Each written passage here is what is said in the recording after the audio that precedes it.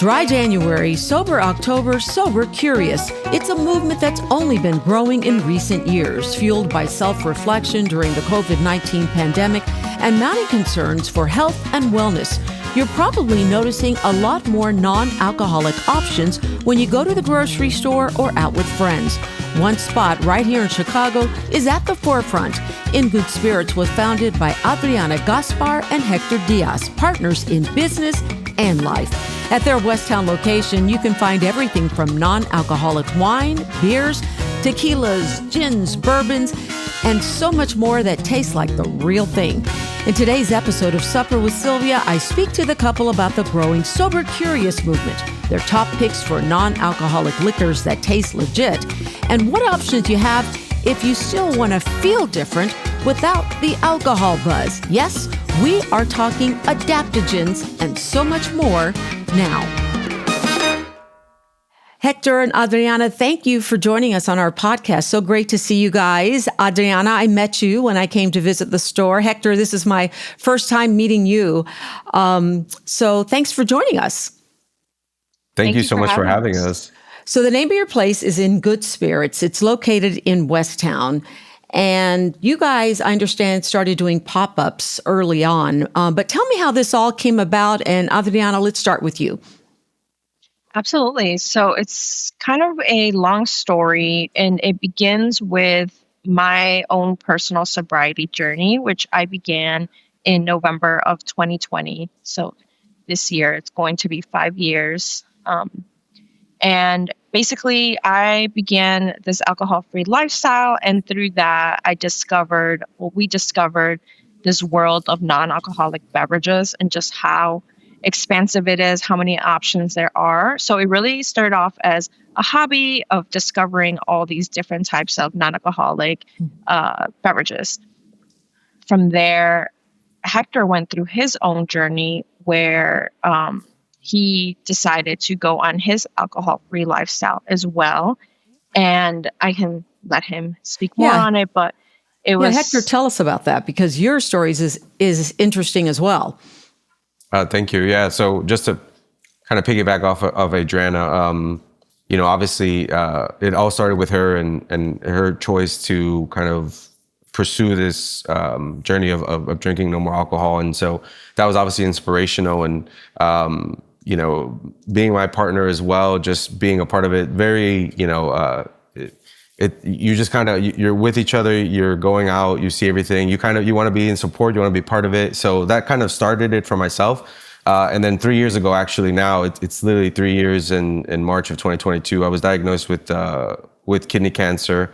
And I had to go into surgery immediately. And thankfully since then, I've been, cancer free. But obviously that was a very seismic, life changing, event that happened in our lives, really. And I think that allowed us, that for me, made me want to assess a lot of my lifestyle changes. I think health became just more top of mind after that. And, I think alcohol was at the top of the list of things that I probably felt like I should take a break from or not participate as much in.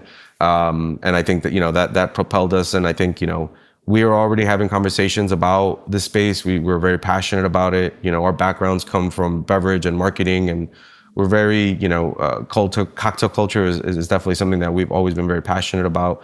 And so, once these things kind of just happen in our lives, I think that, really propelled us to say, hey, let's go all in on this. And like you mentioned, Sylvia, we started doing pop-ups for about a year. Before really, setting on our long-term goal, which was to open our own physical, space and kind of our headquarters where we would bring In Good Spirits to life. Which is such a cute location. So you start doing these pop-ups and you're probably experimenting, thinking to yourself, let's give this a shot. Let's see how this goes. What kind of reception did you get? And were you surprised? Absolutely. So from the get-go, the reception was great. I think the reception that we received from our pop-ups, which was overwhelmingly positive and a lot of interest, that's what propelled us to open the brick and mortar. And as Hector mentioned, just create a home for ourselves where we can have more of these events and community And even then, once we opened the shop, the reception has also been overwhelmingly positive. It's been, like just to piggyback off Adriana, I mean, the long-term goal for us was always to open up our own space. And I think getting an idea, obviously it's a big endeavor, and it was something that was challenging for us, going into it, just making sure we felt it was right. And once we started doing a few events, and big partners that we got a chance to partner with, started reaching out to us to be there and be a part of the experience, and consumers not only just learning, but understanding what the space meant. I think that was really great for us to see. And, when we did our launch, it was, we almost even, Adriana put together some content when we were going to go live and into our own store, and it went viral in the city, and we had such an overwhelming support on our opening. And honestly, it hasn't wavered since. If anything, we just had our biggest month ever in January.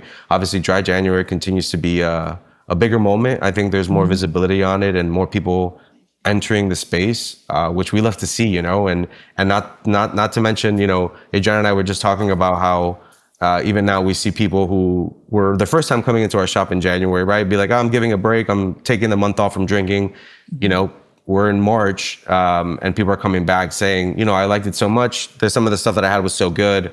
I'm just going to keep it going. And it's like a super rewarding feeling. And, they get to ask us as, folks we've had everything that when you come to our store, we've tried everything. And so just navigating and helping them offer more options is just, it's just been an incredibly rewarding experience so far.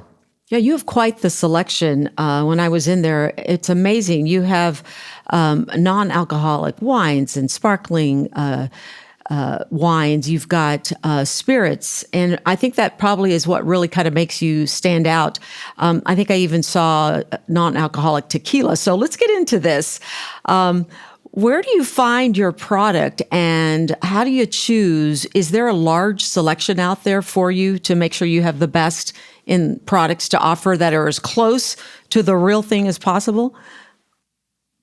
Yeah, absolutely. The space, as I mentioned, there's so many options. There's so much out there. So we always tell people that we have a curated selection. So everything that's here, we have tried ourselves, and we feel positive about backing it and being able to tell people about it. So we always tell people this is a curated selection because there is so much out there.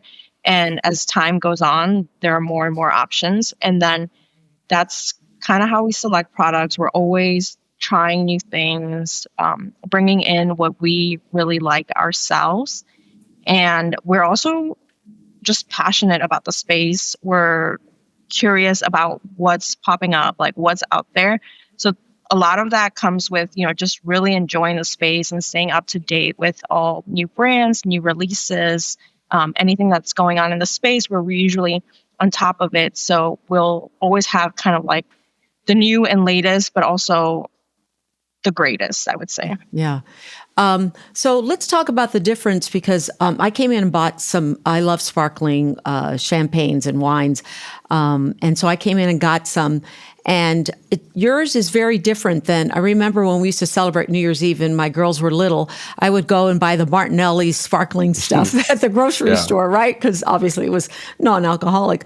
But this does not taste like that. And that's what everybody says is it's non-alcoholic. Doesn't it just taste like grape juice? So tell me what the difference is between what you sell and the stuff that's been in the grocery stores for years that's considered non-alcoholic. Yeah, that's a great call out. And it's definitely been really awesome to see, especially when we do tastings, getting an opportunity for people to try these things and understand the nuances and the complexity that comes with it. And wine is such a fascinating category within the non-alcoholic space. It continues to grow, it continues to improve and get better in quality.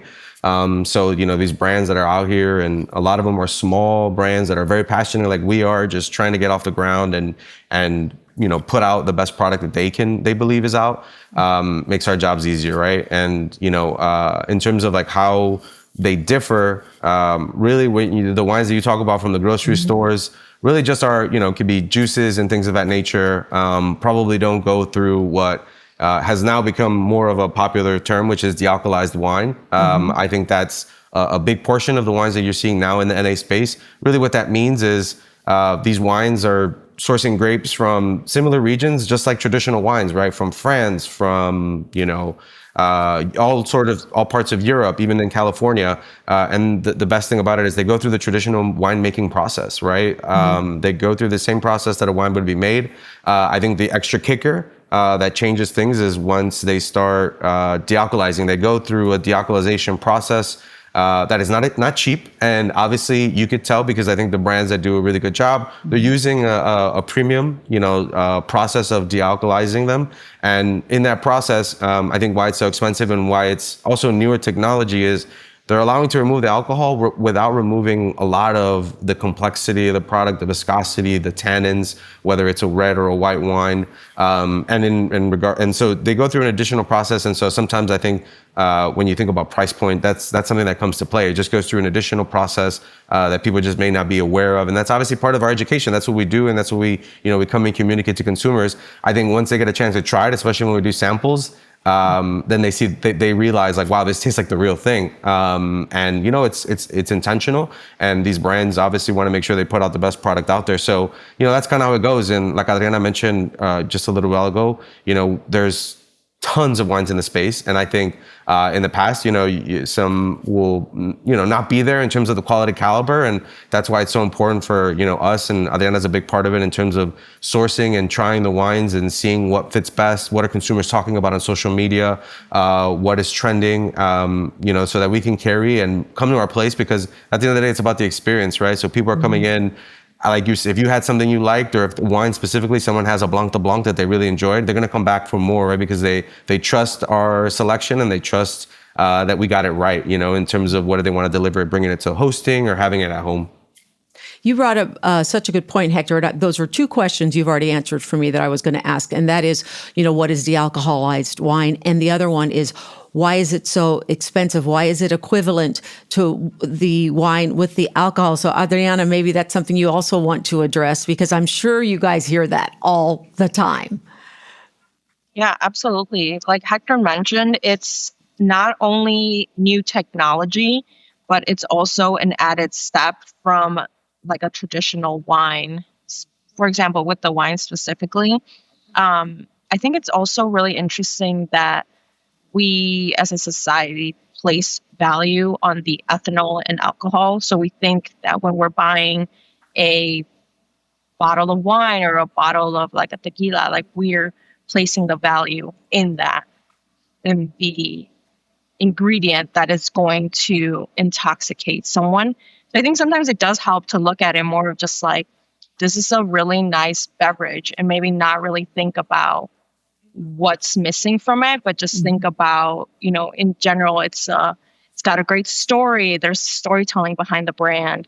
There's, with wines, they're coming from regions, they're coming from places where they're already making traditional wine. So I think sometimes we're placing too much emphasis on what's not in the liquid versus all the other amazing things that are in this brand or this liquid itself. Yeah. And I think with that in mind too, going beyond the wines, we also carry functional beverages, which are, again, ready to drink cocktails or spirits or wines that have a function. So they have adaptogens that either help you relax or help give you energy or help with focus. So I think sometimes when people are looking for something that, is going to alter our moods, we do like to point them in that direction as well. Okay, let's talk about that, because that's a whole nother thing I think that a lot of people aren't familiar with, adaptogens. You go to a lot of bars now, everybody is serving non-alcoholic, and there are options. I went to a new restaurant recently, and I didn't want alcohol that night. So I said to them, what's a good alternative? And so they said, well, do you want something that's going to make you feel a little more awake, or do you want something that's going to relax you more? And I didn't really understand that. So explain to us what that means. Yeah, that's awesome that they have those options at most restaurants these days. So that's really good to hear that the category is growing in that sense, and especially with the adaptogens. And it is kind of a new concept to us, I would say. So there is a lot of education. And yeah, Hector, I'll let you explain this one. Yeah, absolutely. I think it's, I'm glad Adriana brought up adaptogens because functional is becoming quite large in our store and what we carry and what consumers come in asking for. And if you really think about adaptogens, I think, people have known them traditionally in almost in like supplements form. And really what they are, they're herbs and they provide, functional benefits to you, right? And so when you mention, being at a bar and someone saying, do you want to wake up or do you want to kind of relax? There's different adaptogens that can offer those, functions for you essentially, right? So just coming to mind, brands love to use things such as lion's mane mushroom, right? And, you've seen the evolution of it because when we first opened our space, functional mushrooms, people were a little they didn't really fully understand it. Like they thought, is it, is this like something like psilocybin or is it going to give me something of an altered mood? Really, functional mushrooms are more about the health benefits that have them, right? Lion's mane has proven to be used for mental clarity and can also help for, almost relaxing as well.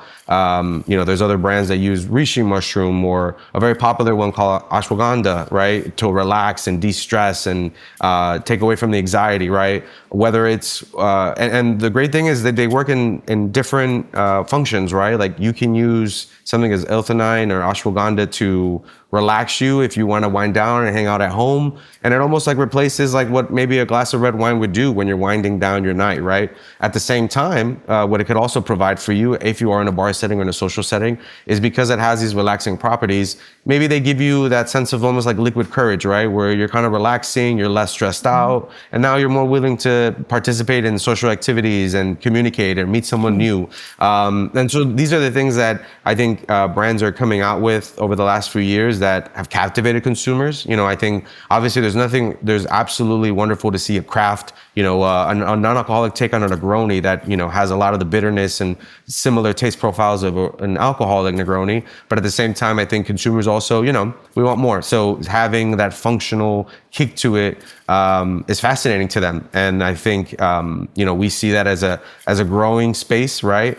It's fun, it's new, it's unique. And we could definitely see, we've obviously, since we've opened our space, have continued to grow that selection, listening to our consumers, listening to the media and what people want. And so that's been awesome and a part of our business as well. Okay. I would love to talk about some of the products that you guys have. I saw a tequila bottle in there that was absolutely beautiful, and various prices. And tell me about the bottle. I think it was tequila. It's the actor who also had a taco place, and I think he has his own non-alcoholic tequila, and you guys sell it, right? Oh, yes, we do. Yeah. So yeah, I wonder if I think we might have been we're out of stock at the moment of it. That bottle and the label was absolutely beautiful. I have another one that we can actually show you. It is a non-alcoholic tequila. It's called Agave, and it is actually owned by Lewis Hamilton, which is a pretty famous F1 racer. And that bottle is absolutely beautiful as well. Oh, grab it for me, would you? And I know that not everybody's going to be watching this on YouTube, but for those who are, you'll get to see, and you can see the background, Adriana's background there with some of the things that they have. This is, Hector, one of yours and Adriana's favorite tequilas. Is that correct? Yes, it is. Mm-hmm. There's a few that we like. We're big fans of the tequila space, mezcal. I've always been a big fan of the smoke and obviously tequila where it comes from. But yeah, that's Agave. That's been, it's a newer entrant to the category. They've been around maybe about a year and a half tops. Actually, Adriana and I were in Mexico City last year around the time that they still hadn't launched yet. We had the privilege of having an event where we did a cocktail workshop at Soul House down in Mexico City around the time that they opened. And we got a chance to meet with some of the folks from the team, and they had us try the samples before it went live. And what's so fascinating about them is they partnered with, a really a big distillery in Mexico. They go through the same tequila making process using real agave, and then they remove the alcohol. And I think why Adriana also wanted to call it, obviously it's popular with the consumer and it does really well, but also it just goes to show I think the horizon and the ceiling to the space, right? Now you have really big known celebrities. You know, Lewis Hamilton is great. He has a very authentic story. He doesn't drink alcohol. And so for him to, you know, get behind this space, it just does wonders for it, right? It just drives immediate awareness to consumers that may not have even known about the category itself. And we'll be right back. At Mariano's, we love how every product has a story, and some of the best stories come from right here in Chicago. That's why we started We Love Local. It's our way of shining a light on small businesses and farmers and food makers who pour their hearts into what they do. When you see a local item on our shelves, you know you're supporting someone's dream and keeping our community strong. From family recipes passed down for generations to brand new ideas born in neighborhood kitchens, We Love Local brings those stories to your table. Because when local thrives, we all do. Mariano's is a proud sponsor of the Supper with Sylvia podcast. Adriana, how much is that bottle? So this bottle is $42, and this is their take on a reposado. We also have, the brand has this other one that is a take on a blanco, and then this one is $37. Okay. Wow. You know, it's amazing to me, and this is really answering the question, why are the prices in some cases equivalent? It's amazing to me that they're going through the whole process that they normally go through, and then they're removing the alcohol. Exactly. So it's one extra process than a traditional tequila. And this one specifically, Hector mentioned it a little bit, but they also work with a master distiller. His name is Iván Saldaña Oyarzabal. And yeah, so this master distiller also has worked on a number of traditional tequilas that are household names. Wow. Okay. And how close does that really taste to the real thing, would you say? Yeah, I mean, I think, you know, one of the things about NA spirit alternatives is by design, you know, they're meant for cocktail making, right? For non-alcoholic cocktail making more so, right? I think the big thing that we always want to communicate, and that's why education is so important, is there is no ethanol in these brands, right? And so I think a lot of the times people expect that big bite, or especially if they're drinking something neater on the rocks, there's a big bite when you drink it on its own, if there's real tequila versus not, right? But a lot of the flavor profiles, like for example, the aged version has the vanilla notes, the oak notes that you would get from a traditional reposado, right? It still has the earthy agave flavor profile that you would get, right? Because at the end of the day, it is made with real agave. I think that the only difference is you're always gonna, you know, set expectations in terms of that big bite that you might not get. And that's why a lot of the brands, when we do, you know, events with them, or in general, us as our education, we always wanna tell consumers that, and they always say by design, you know, best made in cocktails. And I think, you know, once you have them in a margarita or a paloma, you really get, you know, the flavor profiles really come to life and they shine, which is really amazing and really great to see, especially if consumers, and I know Almave has been one of those brands that people went online, they found it, they came here, and they've come back for it before multiple times. They take it to parties and stuff like that just because it's done really well for them. I love that. This is actually really exciting. And you guys jumped into this world just a few years ago.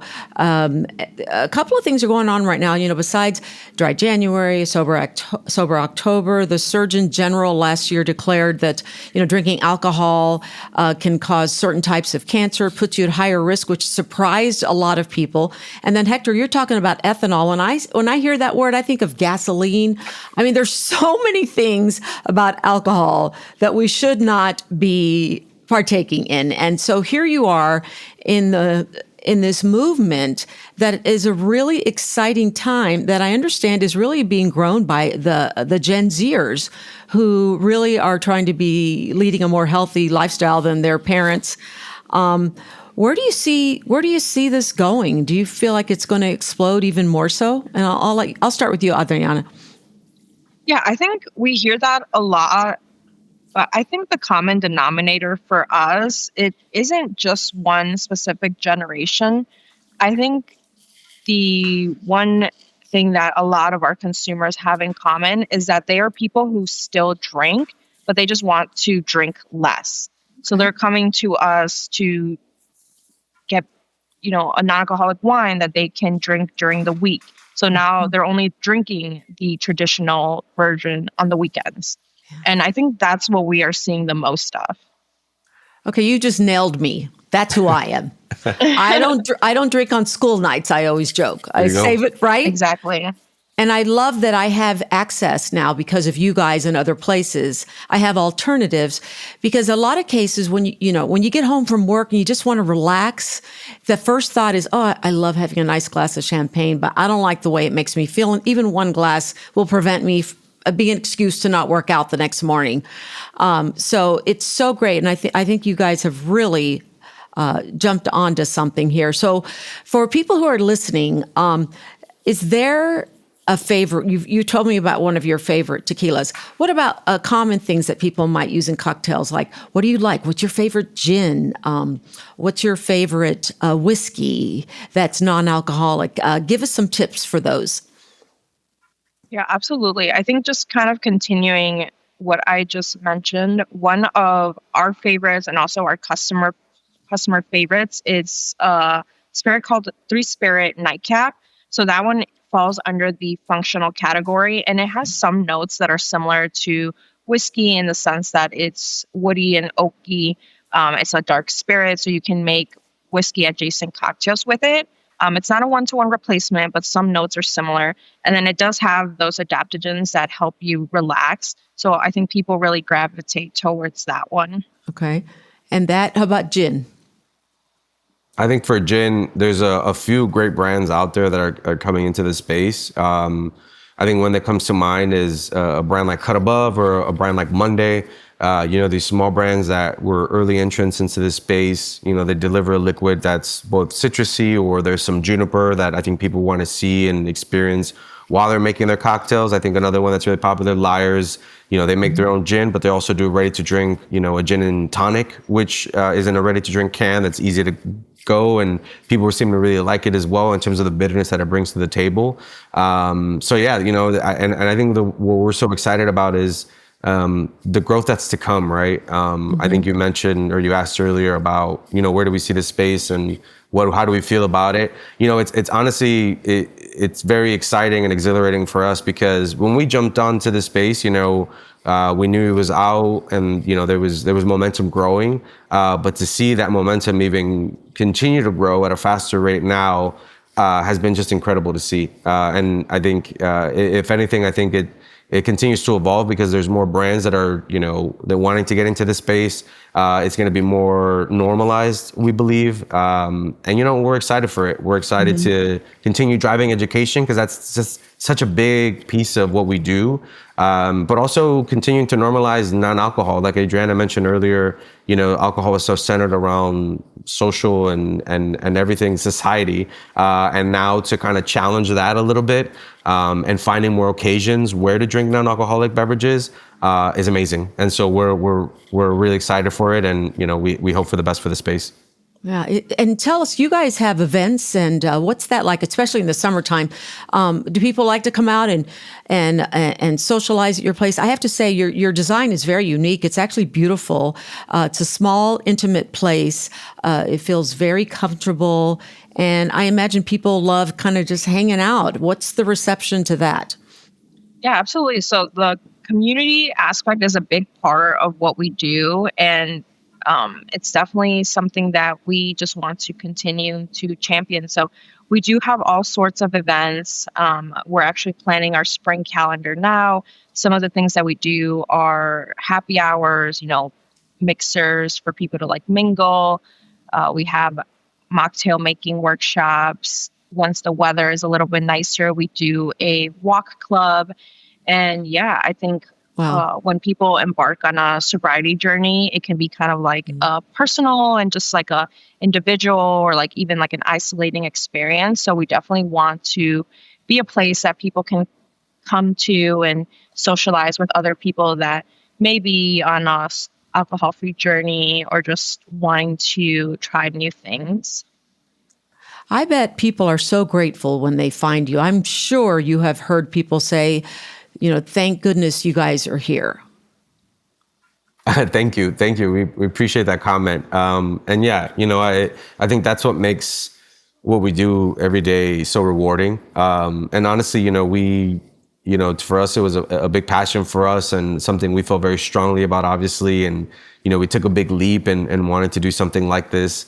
And even at the beginning, there was still so much just unknown about this space. But for now, over the last almost 2 years, it'll be this summer, people constantly coming in and thanking us for existing and thanking us for being here, and just for offering all these options and bringing this to light. It just, you can't beat that, right? And it just makes everything so rewarding. I can believe that. I'm sure you hear that a lot. So we covered almost everything except we didn't talk about beer. Do you guys sell non-alcoholic beer? For our beer lovers who are listening, what do you recommend? Yeah, absolutely. So we do have non-alcoholic beer. And the amazing thing about beer is that I think that is one of the categories that tastes almost exactly like its traditional option. So I think beer lovers have tons of options to choose from. Mm-hmm. Let me see. Right behind us is our beer category. And yeah, so one that I would love to talk about, I think, is Gears Beer. So they have Gears Beer. So they have a Pilsner and then a classic. It's a pale ale and a Pilsner. Yep. Yeah, Pilsner and a classic pale. And they are also a Chicago brand. They are brewed in Logan Square. And yeah, I think they are a great option if you haven't tried it. Something new to check out. Yeah, we love supporting, obviously, local businesses. Mm-hmm. Visitor is another brand that comes to mind. They have two different expressions as well, more of a traditional lager and then an IPA that was more recent. But yeah, both Chicago-based brands, and even like a brand like Go Brewing that you might see in the corner of Adriana behind you. They're based out of Naperville, and they've exploded into the scene over the last few years. So yeah, the beer is like one of those that people are just really getting into. Obviously, I'm sure you're familiar with brands like Athletic. That brand continues to see growth, and it's just really awesome to see it resonating with consumers. That's super cool. So does the beer process, is it similar to the de-alcoholization in the wines? It's its own system, obviously, within beer, because it's brewed differently versus the winemaking process. But it's in the same regards of using a technology to de-alcoholize it. And the brands are doing it really well, because when you try an IPA, the bitterness is still there.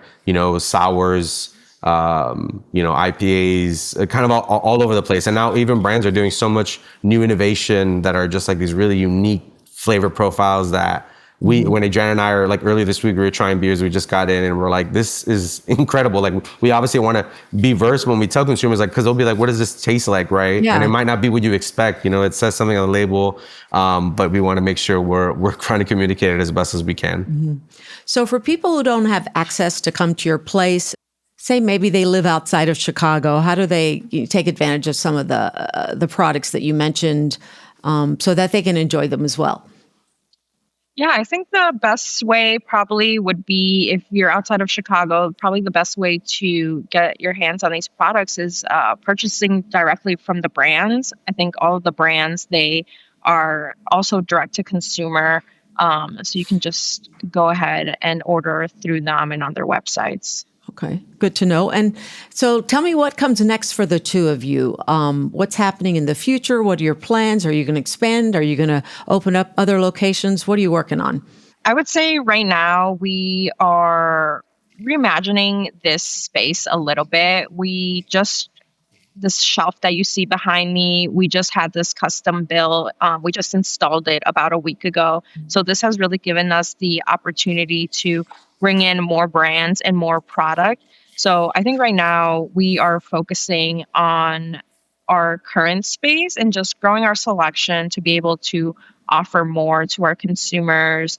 We are making it cozier. We brought in a couple couches, again, so that people have that option to feel a little bit more comfortable in here, just feel like they can, relax, sit down.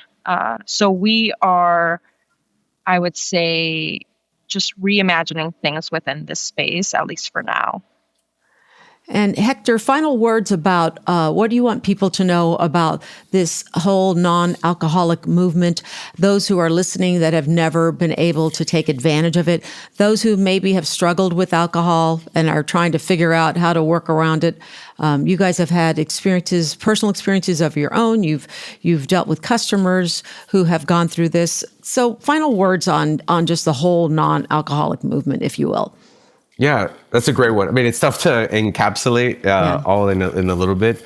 I think for us, really what we used to push a lot when we first started, and what we continue to talk about is, we should all be curious. I think that's always great. Curiosity is a wonderful thing, and I think it's what led us into this space, and it's what leads consumers who are curious, either sober curious or really feel like they don't have an outlet or don't know which way to navigate in terms of their drinking consumption. I think for us, it's always been really important to find balance, to be mindful. I think, the space has continued to gain in quality. And we're obviously, trying to be at the forefront of it and bring quality things and quality products to it. So I think anyone that's curious to try new things, who wants to be curious, I don't think you'll be disappointed. I think there's a little bit for everyone, and you're continuing to see that expand, and you'll continue to see that grow. And so, we hope that you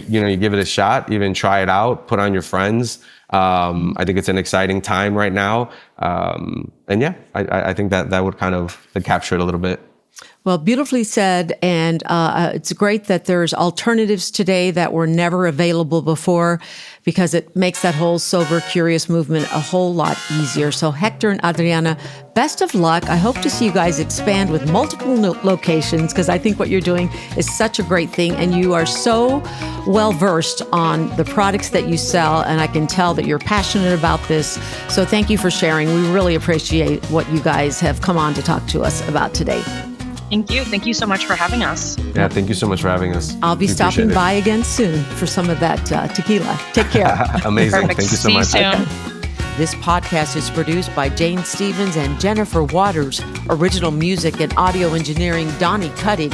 Social media, Magali Blaisdell. Promotions and marketing, Julie Loken and the Media Casters.